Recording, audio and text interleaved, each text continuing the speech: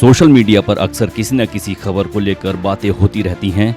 हर दिन कुछ नया देखने को मिल जाता है, जिसके बारे में सोशल मीडिया से लेकर आम लोगों के बीच खूब चर्चा होती है।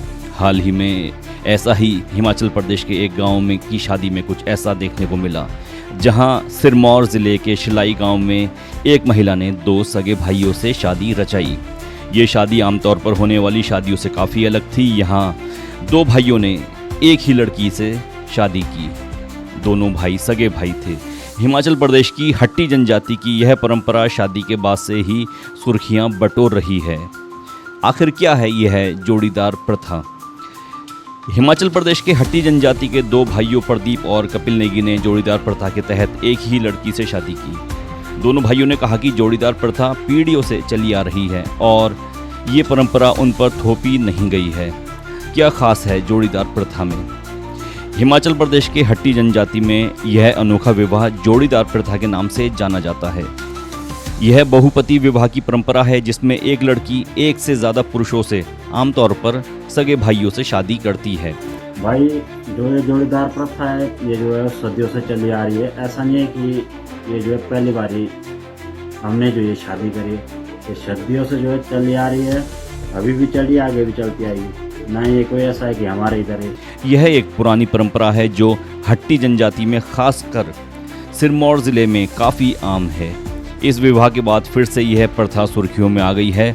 लोकल लेवल में इस प्रथा को जोड़ीदार या जजड़ा के नाम से जाना जाता है। में भी अगर हम बात करें, ये जो शादियाँ ऐसी शादियाँ होती रहती है भाई, हमने तो चलो ऐसा भी कुछ नहीं करा है ना। आज की डेट में भी कई शादियाँ ऐसे होती है जहाँ पे जो है जो दो दूल्हे होते हैं और दोनों भाई जो है मालाएं डालते हैं। ऐसी भी भाई यहाँ पे शादी होती है। एक ही राज्य में शादी होगी तो हम जोर जबरदस्ती जो है प्रथा जो है सौंपी जाती है, लेकिन हमारे यहाँ जो है ऐसी कोई प्रथा नहीं है, ना कोई जोर जबरदस्ती। हमने अपनी रजामंदी से जो है ये शादी की है। एक ही लड़की से शादी करने वाले दो सगे भाइयों ने फेसबुक के वीडियो में क्या कहा? प्रदीप नेगी ने फेसबुक पर पोस्ट किए एक वीडियो में कहा, यह जोड़ीदार प्रथा पीढ़ियों से चली आ रही है। ऐसा नहीं है कि हमने इस परंपरा के तहत पहली बार शादी की है।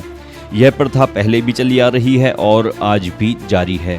सब सहमत है, हमारा जो गांव है, समाज है, इससे किसी को कोई एतराज़ नहीं है। बाकी दोस्तों कई लोग ऐसे आते हैं जो जैसे हम वीडियो डालते हैं, फोटो डालते हैं, तो उसमें जो है अभद्र भाषा का जो प्रयोग करते हैं। भाई मैं आप लोगों को ये कहना चाहता हूँ कि जो देखो आपके भी घर में माँ बहन है, बेटी है, ये मत सोचिए कि वो गाली आप हमें दे रहे हो। हम तो अपने लाइफ में खुशी से जी रहे हैं।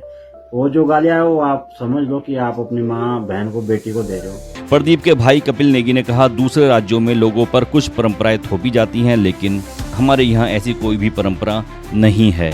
हमें परंपरा निभाने के लिए मजबूर नहीं किया जाता। हमने अपनी सहमति से शादी की है और यह हमारा आपसी फैसला था। आखिर कैसे निभाई जाती है इस तरह की शादी?